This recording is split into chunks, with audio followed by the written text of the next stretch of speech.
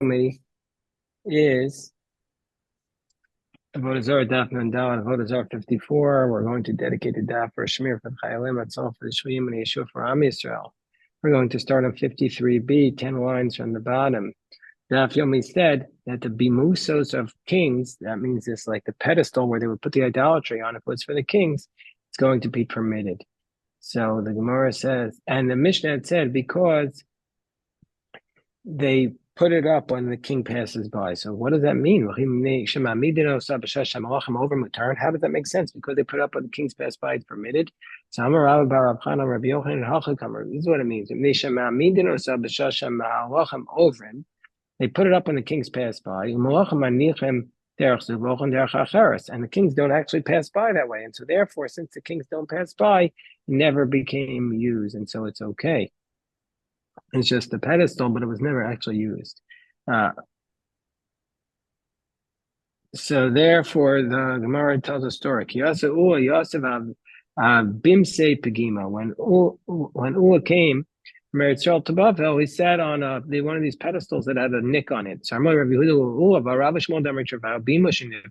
they said even though it has a nick, Rav and Shmuel said it's still prohibited, this pedestal. And even according to one who says that idolaters don't worship broken pieces, that's if it's a broken idolatry. The Zil Be Milsa, because it's not appropriate to worship broken pieces of Ohai, but this one, nobody cares about this one, that it's broken, and so it should be still prohibited. So Amrullah Ula said, Say, listen, I wish I could only have some of the earth from Rav and Shmuel fill my eyes. That's how holy they are. But Rabbi Yochanan Reish Lakish Bima Shenifka Mutter. But I follow my Rabbeim, Rabbi Yochanan Reish Lakish, who said that it's permitted. Bima Shenifka is permitted. And even according to one who says that they worship broken pieces, that's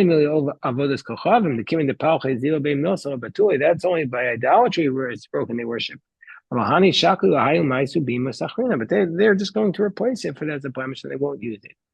We have a price that supports this.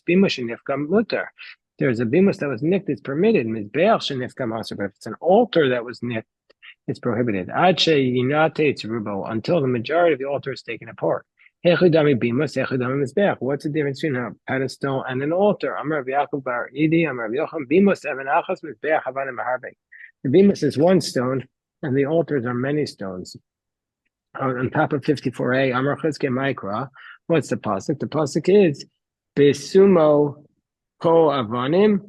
The pasuk says Besumo Ko Avanim Mizbeach Ka'avne Gir Minuflatzos Lo Yakumu Asherim VeChamanim. That he makes all the stones for the altar like shattered blocks of chalks, and they will never bring offerings upon him. Meaning to say, if it's totally destroyed like chalk, then they won't bring their offerings on it. Otherwise, they will. Tana nevad shelo aser v'shel mutter. So now we go into the idea if a person worships his animal, nevad shelo is prohibited v'shel chavero. But if he worships, let's say, his friend's cow, it's permitted. V'raminu, but we have a contradiction. Ezu nevad kol she'ovdim also beim mishol beim mezid beim onis beim berotza. But we say we have another brisa which says, what's the definition of nevad? And what's the definition of something that's worshipped, whether you did it willingly or accidentally or bein ba'ones bein b'ratzon? What does it mean? High ones. Doesn't it mean where you took your friend's animal by force and bowed down to it, and therefore it's still considered ones, and so we see it's prohibited. So why does the first source say that if you worship your friend's animal, it's permitted, when this source seems to say it's prohibited? So Rami Bar Chama tries to answer this question. No, that's not what onus means. No, where the idolaters forced him, and the ishtachavela bemto didei. Now, what it means onus is permitted is where the idolaters forced him and he bowed down to his own animal. So that's not prohibited because he did it under duress. So that's going to be prohibited. So the idolaters forced him to bow down. So Rabbi Zera challenges that. Rabbi Zera, onus rachmana pa'atre. That no, if you have no choice, the Torah exempts you. To the woman who was assaulted, nothing will happen. She was under duress. Ella amarava kol yudachal osavdein. So what does it mean? Everything is in the category of do not worship. But when the Torah says you have to live by them, it means if you were forced, you're not required. But then the Torah says that you're not allowed to desecrate my name. That feel ba'ones.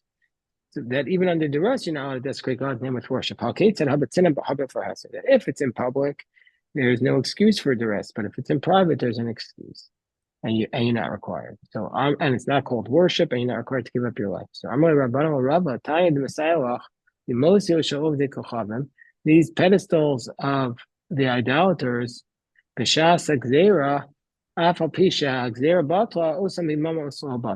though the decree is canceled, those bimosios are not nullified. And so how is that a proof? So we see from here that even though they were forced under duress, we're going to say it's still going to be considered to be nullified, and it's still going to be considered to be idolatry.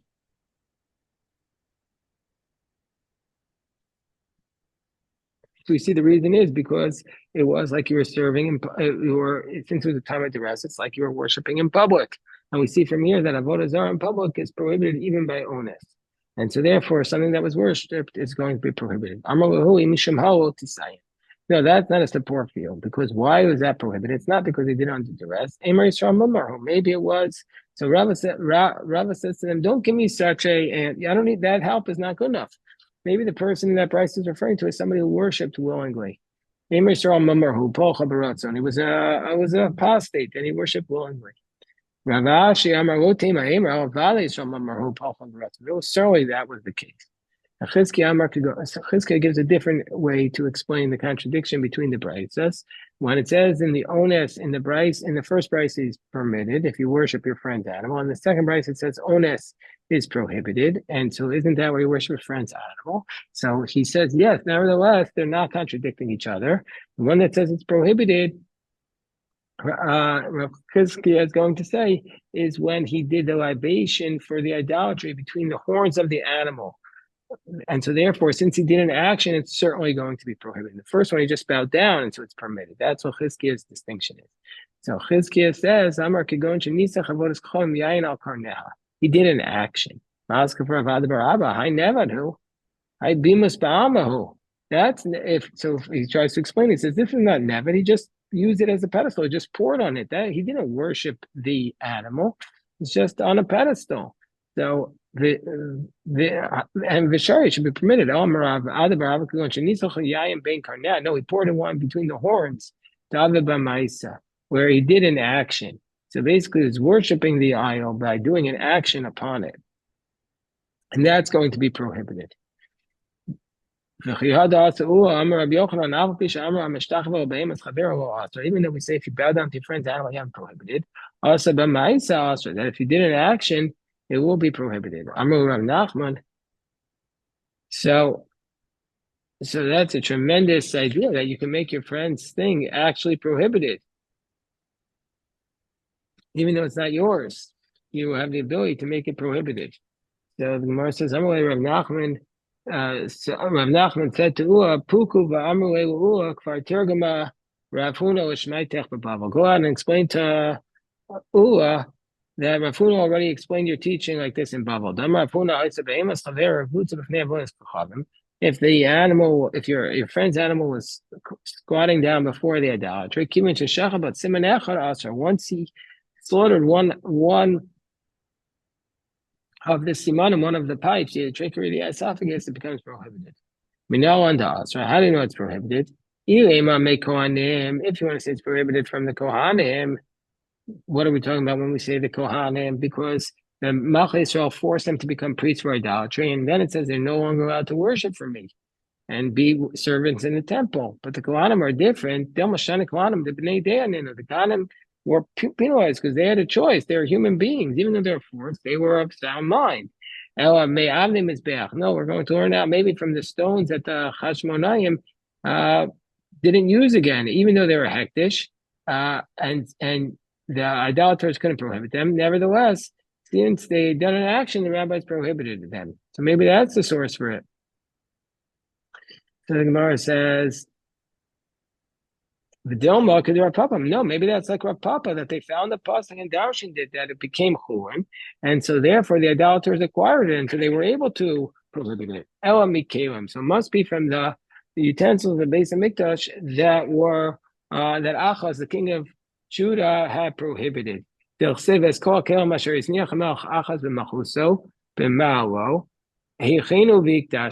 to say that they buried them and they took new ones in their place. What does that mean?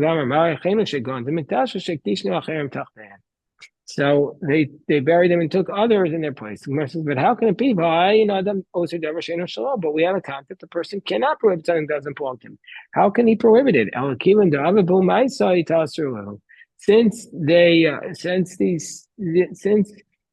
he did an action on them, they were prohibited. Chizkiah and his Bezdin made a prohibition forever on these stones, and we don't say that you can redeem them. So too, since you've done an action on this animal, it's prohibited, even though it's not yours.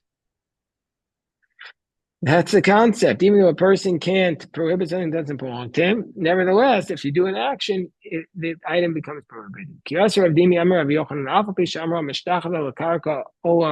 Even though we say if you bow down to earth, you have not prohibited. That if you dig something in the ground, you prohibited. And even though we say if you bow down to an animal, you have not prohibited. If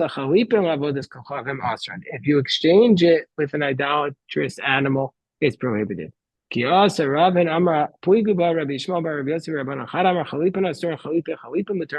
exchange is prohibited, but the exchange of the exchange is permitted. One says even the exchange of the exchange is prohibited. What's the reason of the one who says the exchange of the exchange is prohibited? Because it says about the idolatry, it will be cherem kamo, will be prohibited like it. Anything that it comes from it will be prohibited, will be like it. So the other one, the one who says it's only that one is prohibited, says because it says cherem who. That one is prohibited, but not the exchange of the exchange. The idach on the other one, no. Who is saying that Arlo it's coming to exclude the categories of Arla, the first 3 years that a tree is planted, that the fruits are prohibited to have benefit from, and Klaya Kerem, the Klayim of vineyard, you can't have benefit. But if you sell them, then the prohibition does not attach to the money.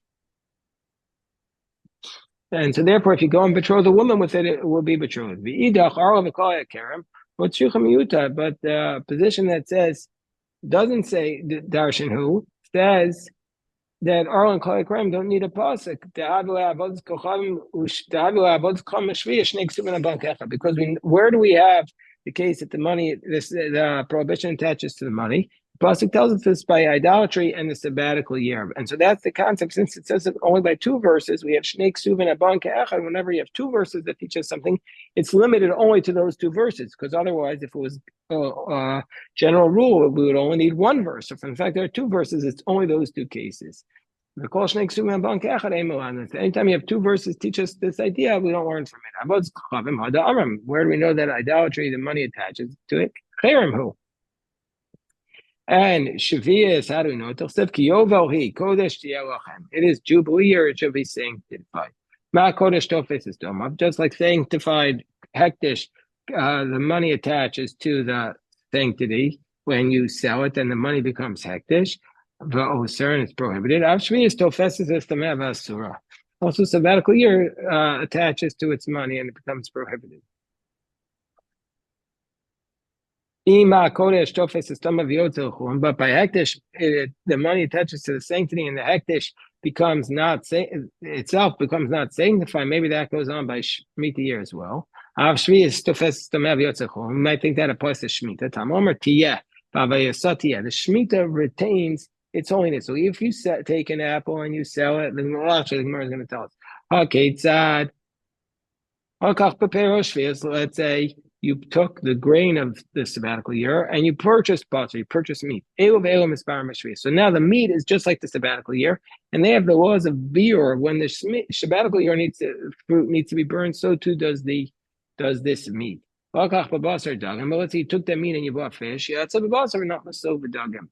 And thing that attaches to the fish. But dagim yain, yatsu dagim nechmas yain. So then, if you sell the fish and you bought wine, it's no longer fish, and now the sanctity is on the wine. B'yayin shemen, yatzin yayin nechmas shemen. So, okay, so what's the source? Achor and achor nitvas b'shvis. The final one is what the sanctity of the sabbatical year applies to. Upriyatzma aser, but the fruit itself remains prohibited. B'idach, whereas the other opinion, which says that by Avodah Zarah it doesn't keep transferring because it says that even though there are two psukim that teach us the idea, you can learn from it, and therefore we need who to limit just Orlan and Koya Kerem. That's what's needed by the pasuk. Okay, it's true to tell us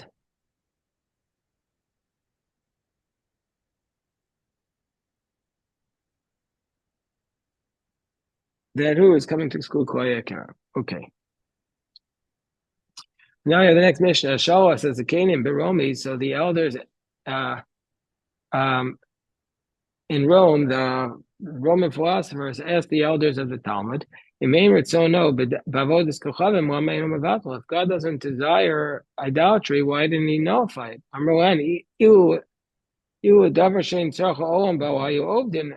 They said, yeah, if God, the idolaters will worship something the world doesn't need, yeah, God would nullify it. But so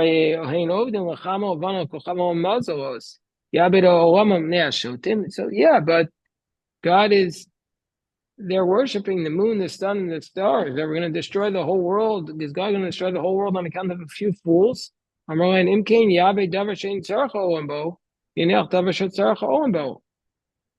he says, okay, yeah, but they worship different. The philosophers of Rome said, yeah, but they worship different things. Destroy those things we don't need and keep the things we do need. The rabbis responded, yeah, but if we do that, then it's going to increase the worship of those things like the moon and the sun. They prove that they are God because they're not nullified. Then Rabbanan Shaul philosophin as Zikanim. The philosophers asked the elders of Rome, Im Elokechem ein ritzono b'avodas kochavim ne'mayin u'mevatel. Why is it the same question? Why is your God not destroying our idols? Armoam ilu l'davar she'eno mitzvah hayu avdim re'el mevatel harein ovdim lach mechamalu vanu kochavim mozos. Yavarom Nashotim. The rabbis gave it to answer. Is God going to destroy the whole world because of fools? Elo olam kamin hago no heg v'shotim shekilkalu atidin litain at the din. The world is going to run its course, and the fools that are sinning in the future will have to pay in judgment. Alternatively, a different answer. And let's say a person stole a seah of wheat, and he planted in the ground. God changed all the rules and not allow this wheat to sprout.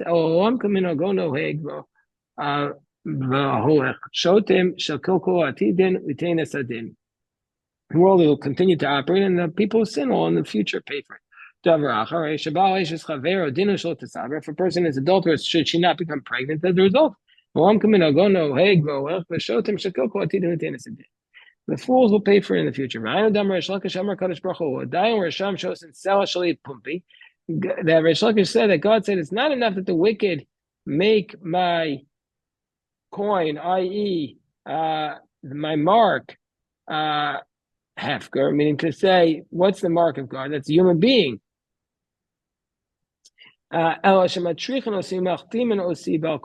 they make me get involved, that I have to allow the laws of nature to continue to exist. Shal philosophers, so the philosopher asked Rabbi Gamliel, it says in your Torah, Hashem, your God is consuming fire, El Kana, jealous God,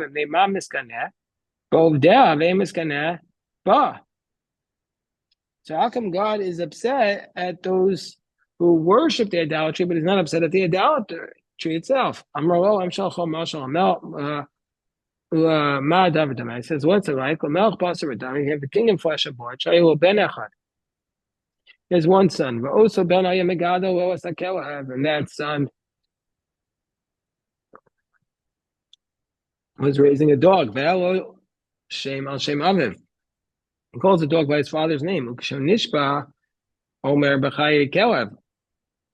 And when he takes an oath, he swears by the life of the dog. Abba Kashashema B'chaye Kelev Abba.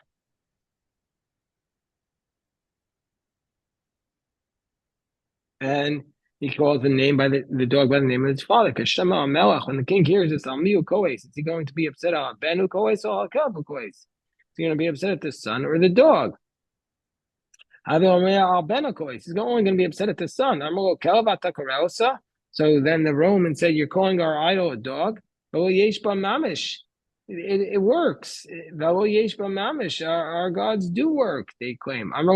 He said, what did you see? One time there was a fire in our city. And the whole city burnt. Also based on Avodah Zarah. Also based on Avodah Zarah, and the idolatry wasn't burnt.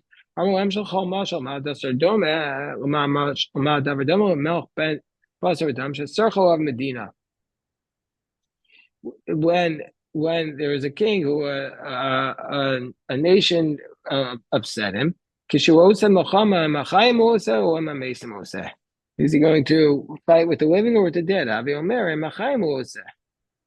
He says, no, of course he's only going to fight with the living and not with the dead. And just like the idolatry is considered like it's dead, and so therefore we don't fight with the dead, we fight with the living. I'm like, tell about the Karata, Mesa the Karata. So now first you called our gods a dog, and now you're calling it a dead dog. In King, you have denim and olam, so we should destroy it from the world. Amar lo. You davar sheino olam tzarcho, are you ovdin arimevatla? Yeah, if the world didn't need it, God would destroy it. They worship all the things we need. This time they add in the streams and the valleys. Should God destroy the world for fools? I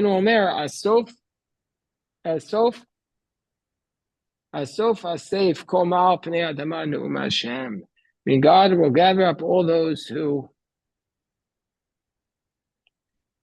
meaning to say, should I destroy everything? God says in the question,